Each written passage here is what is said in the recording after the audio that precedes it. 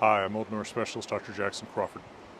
Today I'm going to address a topic that I've addressed to varying degrees in various other videos, but I want to give a short summary of it here about how Old Norse and Modern Icelandic differ from one another.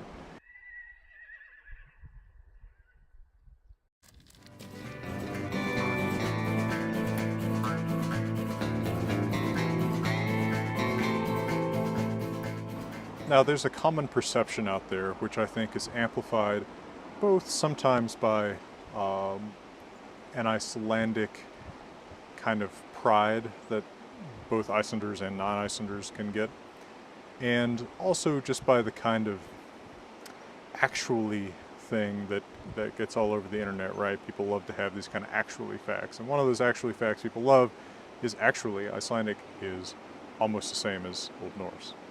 Well, it really isn't. It is a conservative language. It has changed less than other descendants of Old Norse. It's certainly changed less than, say, a continental Scandinavian language like Danish, but it has changed. Every language changes in every generation. Now, if you just think about this for a moment in your own experience, you'll notice that you speak differently from your parents, certainly differently from your grandparents. If you're an American English speaker, go back and listen to a World War II newsreel and consider whether somebody who talked like that today would sound completely normal, certainly if they were a younger person.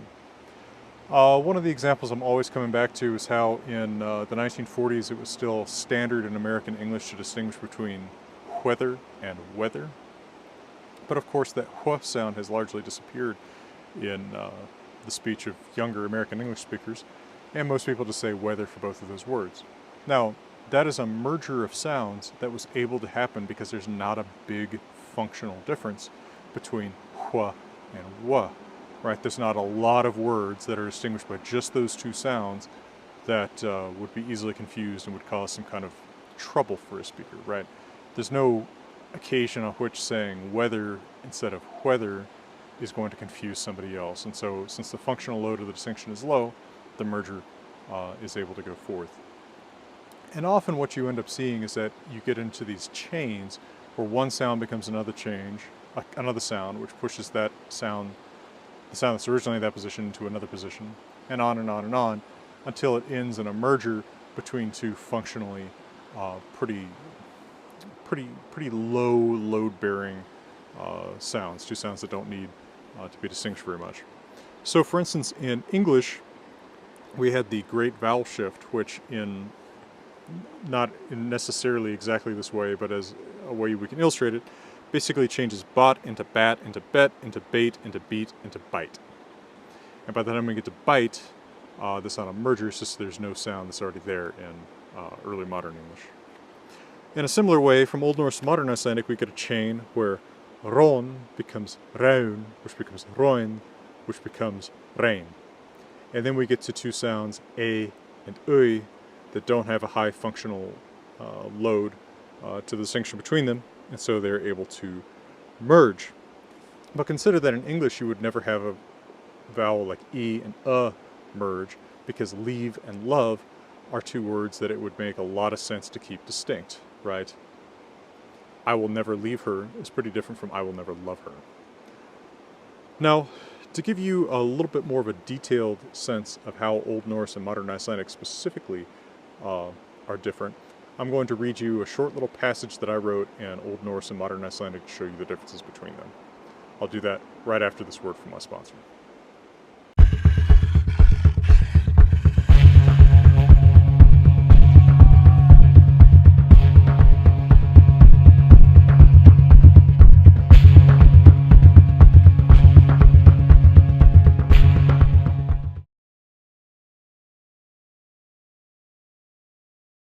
Alright, now before we get to this little passage that I wrote up in Old Norse and Icelandic, let me just say one quick thing to the internet heroes out there who will rush to the rescue of everyone else to tell them that I am not a native Icelandic speaker, and that is, duh. Okay, right.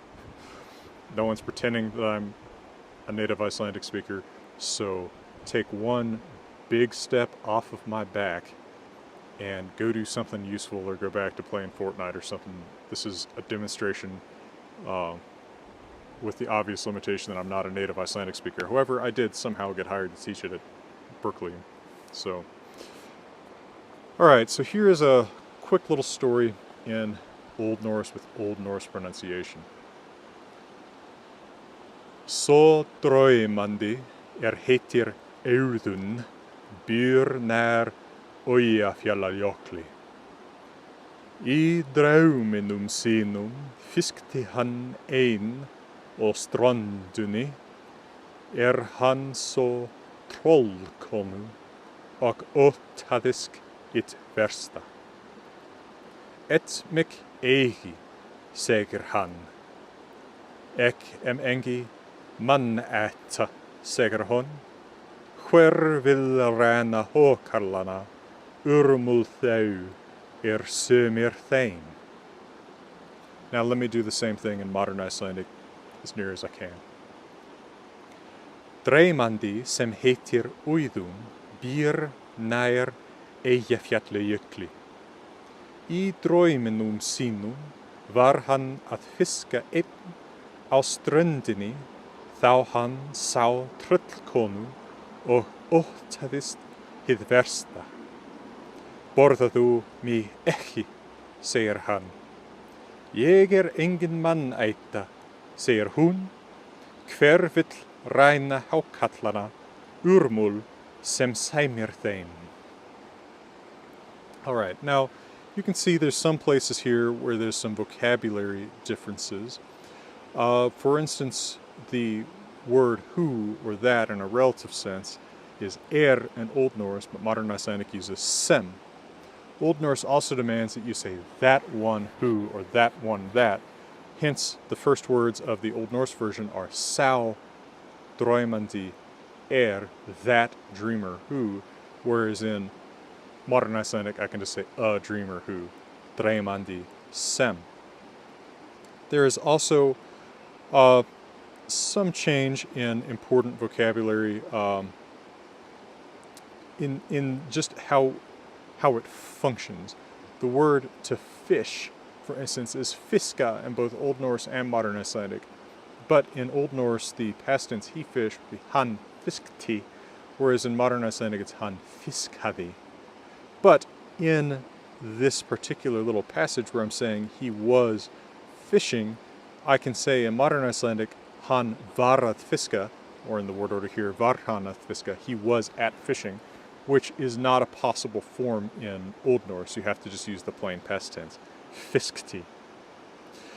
There's a lot of pronunciation changes besides just the vowel chain that I mentioned earlier, how o, written with a long a in Old Norse, has become au in Modern Icelandic, so so versus sao. And then the old au, written au in Old Norse, has become ui in Modern Icelandic, so the name Auðun becomes Auðun. And then the ey vowel, that ui, has become a in Modern Icelandic, so draumandi has become dreymandi. But we also see consonant differences. So, for instance, in Modern Icelandic, two L's, instead of being held longer, right, in Modern Icelandic we would say Eyjafjallajökli rather than Old Norse Eyjafjallajökli, with that L just being held longer between the vowels. Or tröllkonu versus trollkonu.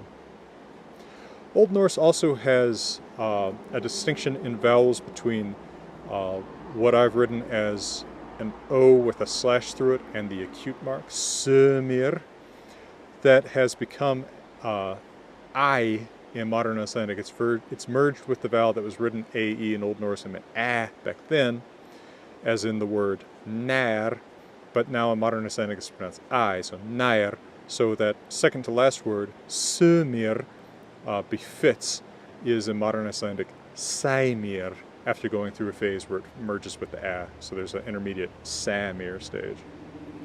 Old Norse also distinguishes o, written as an O with a tail, as in trollkonu, from y, the short O with a slash, as in urmul. Now in Modern Icelandic, both of those have merged to a vowel pronounced y, written O with two dots over it. So for instance, tröllkonu has that vowel that would have been written as O with a slash in Old Norse. But then you have a change, for instance, in the, what is that, the fifth to last word, urmul, the remnant, where that has become urmul with a somewhat higher vowel in Modern Icelandic that it is spelled with. And you get some of that kind of random, spotty vocabulary change a little bit, although there's not as much of that. Other things you'll notice, HV, probably in Old Norse, hw, but like that archaic American English what sound that only living fossils like me say because we were raised in mountain shacks by our grandparents. That has become in Modern Icelandic kva, so where versus kver for who, the question word who. Well, that of course is not going to give you a comprehensive idea of how these are different, but just to lead you out, let me do this word by word in Old Norse and Modern Icelandic so you can hear the differences. So, sao, if it were there. Draumandi, dreimandi. Sem. Heitir, heitir. Auðun, oidun. Byr, byr. Nær, nær. Eyjafjallajökli. Eyjafjallajökli. Í. Drauminum, droiminum. Sínum, sínum. Fiskti hann. Var hann að fiska? Einn. Ó, á. Strondunni, strendinni. Thou. That's where the word for when, like when something happened, has changed from to thou from Old Norse to Modern Icelandic. Hann. Trollkonu, tröllkonu. Ok, ó. Óttaðisk, óttaðist. Hið, versta, vesta. Borðaðu. So the word for eat has changed from the simple Old Germanic root eat, like you see in English or German essen, to borða, which is like set a table originally. Me. Eigi, ekki. A change in the basic word for not or don't. Segir, hann. Ég. Engi, engin. Mann æta. Segir. Hún. Hver. Vill.